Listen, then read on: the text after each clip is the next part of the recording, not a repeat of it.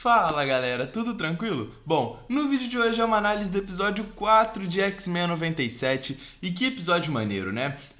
Na minha opinião, infelizmente a invencibilidade acabou, né? Porque cada episódio estava sendo melhor que o outro. Na minha opinião, o episódio passado é melhor que esse aqui, tá? Mas não deixa de ser um episódio muito bom, foi um episódio muito legal e dividido em duas partes, né? Primeiro contou ali uma história da Jubileu, do Roberto ali, que eu vou falar muito sobre isso, e depois contou a parte 1 de Morte em Vida, que eu falei com vocês no final da análise do episódio 3. Quando eu falar alguma coisa aqui, galera, vocês têm que ouvir, vocês têm que confiar, ainda mais se eu falar relacionado a quadrinho. Se eu falar baseado nos quadrinhos, ouve e presta atenção, porque no outro episódio eu vou acertar. Eu acertei com a Madeleine Pryor, acertei com Morte em Vida. Eles deram uma mudadinha, né? Mais pro final da análise eu falo disso, tá? E falo, consequentemente, sobre a parte 2 de Morte em Vida, o que vai acontecer no próximo episódio. Mas vamos começar falando sobre o começo do episódio, ali sobre Motendo, né? Sobre essa questão da Jubileu, o Roberto ali, o Mojo, né? Cara, foi uma questão muito legal, eu achei muito maneiro e teve muita referência, galera. O que teve de referência nessa questão aqui, dá pra fazer outro vídeo, né? Mas vamos começar falando sobre essa questão do Motendo, do Mojo e da Jubileu. Bom, é o aniversário ali de 18 anos da Jubileu, os X-Men não aparecem nesse episódio, né? Ficam de canto, porque não teriam importância na história mesmo, né? E a Jubileu, junto com o Roberto, caem dentro do videogame comandado pelo Mojo, na dimensão, na real, do Mojo. Eles não entraram no videogame de fato, eles entraram na dimensão do Mojo, né? No Mojoverso, como é chamado nos quadrinhos, ou Demon Mojo, alguma coisa. Tem vários nomes, né? E, cara, tivemos bastante referências ali, e uma delas que eu deixei como muito importante aqui foi aquela memória ali lá da primeira temporada de X-Men 92 da Jubileu, né, sobre Genosha, né, que, porra, teve os X-Men, os mutantes ali que estavam sendo escravizados, porra, foi muito maneiro aquela memória ali. Tivemos outras referências ali a X-Men 92, mas que é muita coisa, então não vale a pena eu trazer aqui, mas essa questão de Genosha foi muito interessante, tá?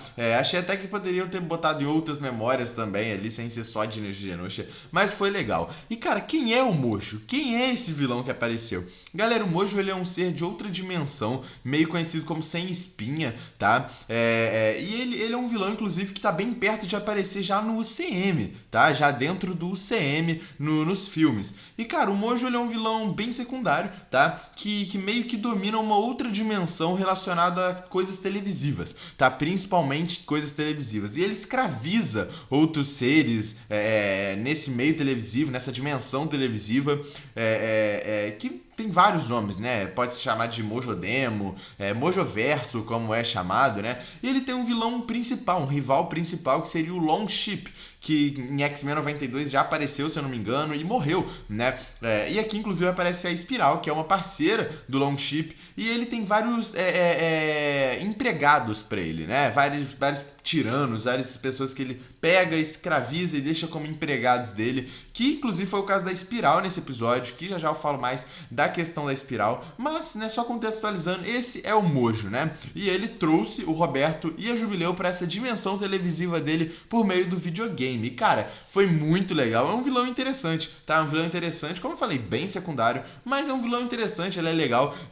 Já apareceu em outras franquias aí de X-Men também. É interessante, né? E, bom, já falando sobre essa questão da Espiral, ela apareceu ali, né? A gente conseguiu ver. E, bom, basicamente, né, a Espiral, ela é uma amante do Longshot, né, Longsheet, como você quiser chamar, né, que é o arqui-inimigo do Mojo, que eu falei agora pra vocês, né? E ela se tornou uma tenente-chefe do Mojo, escravizada, claro, né? E, bom, ela meio que foi rebaixada nesse episódio aqui, de 4, né? Porque a gente não viu muito ali dela e tal, como a gente já viu, né? E, bom, o Mojo, lá em 92, né, X-Men 92, ele meio que mata a equipe de suporte técnico dele por um bug que deu no ecossistema televisivo dele, e a Espiral, né, se tornou essa nova equipe de suporte técnico sozinha, já que ela tem 6 braços, e a gente viu isso nesse episódio, ela se tornando essa suporte técnica sozinha, já que ela tem 6 braços, ela estava comandando tudo sozinha,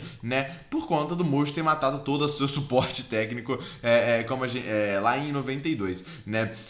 E bom, não há menção do que aconteceu com o Longshot ou Longshot, não há menção de nada, né, a gente teoriza que ele pode ter morrido, mas não há menção de nada, só jogaram a Espiral ali. Inclusive eu acho que eles só fizeram isso porque não tinha tempo mesmo pra eles darem ênfase pra isso tudo, né. E bom, ali em um momento onde a Jubileu e o Roberto chegam nesse videogame, a gente vê um cartaz lá atrás que, cara, é uma referência claríssima a Dias de um Futuro Esquecido, né? Uma das melhores histórias dos X-Men nos quadrinhos, né? Que inclusive já virou filme. E nesse cartaz a gente vê vários personagens dele. Vemos Ciclope, vemos Tempestade, o Noturno, Mercúrio, Feiticeira Escarlate, Madeline Prior, Wolverine. Vemos vários ali membros dos X-Men, né? E heróis também, como a própria Feiticeira Escarlate, né? Que podem, inclusive, talvez aparecer. Eu acho que muito difícil. Talvez em outras temporadas, mas nessa não. E, como eu falei, é uma grande referência à capa da HQ de X-Men Dias de um Futuro Esquecido, onde a Kitty Pryde, né, viaja para o futuro, onde os X-Men estão sendo perseguidos, muitos X-Men, inclusive, estão mortos e desaparecidos. Isso já foi adaptado para os filmes, né, em X-Men Dias de um Futuro Esquecido, e é muito legal essa história. É uma das melhores histórias dos X-Men nos quadrinhos, e eu gostei muito dessa referência que eles fizeram. E, bom, cara, foi muito legal a gente ver ali eles jogando, né, esse 2D ali de videogame antigo, né, retrô. Cara, isso é muito legal, eu curto muito essa animaçãozinha meio que de fliperama, né, muito bom. E, cara, foram muitas referências em mapas ali deles lutando, como a selva, né, foi uma referência clara ali aos X-Men. Tem muita referência nas escolhas de personagem, nos mapas, nos vilões que eles lutam ali. Eu teria que fazer um vídeo só falando dessas referências, né, então não dá tempo de eu fazer isso. E foi muito legal a gente ter visto a Jubileu velha. Cara, isso aqui foi muito maneiro, eu achei muito interessante. Não me recordo de nada parecido nos quadrinhos, tá? Eu acho que isso aqui é uma coisa autoral pra série. Eu não me recordo. Se você recorda, se você viu alguma história parecida, deixa aqui nos comentários que vai ser interessante. Mas eu não me recordo de nada, mas foi muito interessante a gente ver a Jubileu velha, ela meio que saindo, né, desse jogo, conseguiu fugir ali do jogo que o Mojo tava prendendo ali várias versões de Roberto e de Jubileu, cara. E o beijo entre os dois rolou, né? Finalmente, achei muito legal essa ceninha, né? O clima entre os dois já tava pintando desde o primeiro episódio e finalmente rolou, né? E bom, aqui termina Motendo, né? A parte do Mojo, do Jubileu e Roberto do episódio, e começa Morte em Vida parte 1.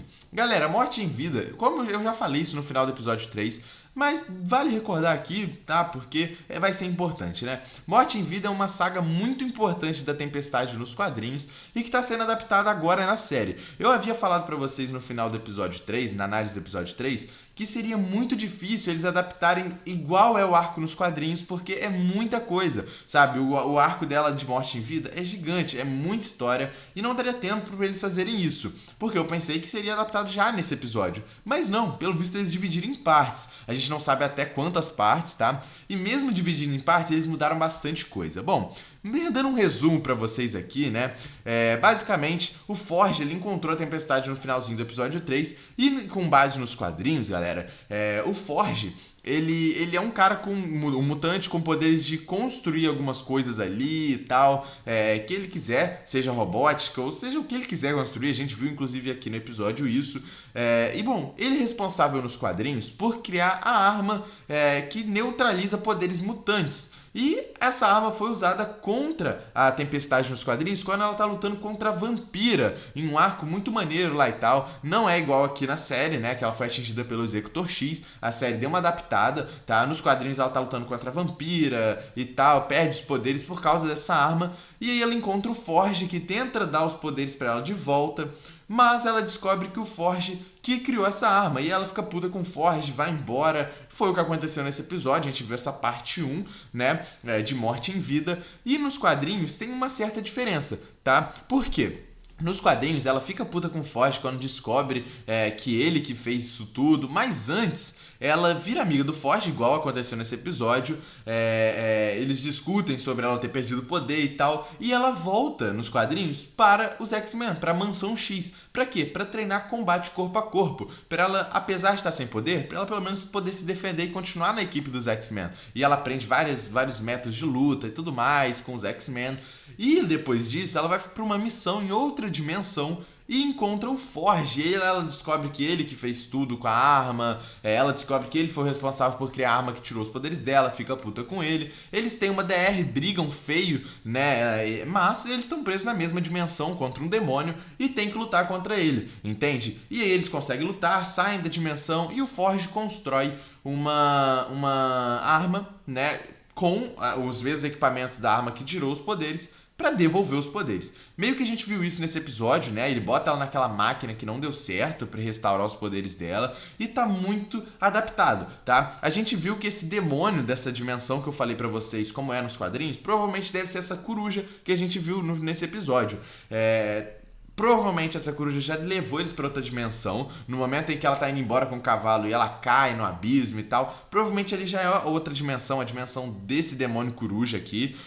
Como eu falei, nos quadrinhos, essa história de demônio e tal é mais pra ligar os dois de novo, porque eles ficam em DR, brigam, ela não quer mais ver o Forge, porque descobriu que ele que fez a arma que tirou os poderes dela, mas eles meio que caem nessa mesma dimensão pra lutar contra esse demônio, acabam tendo que lutar juntos. E ele acaba construindo novamente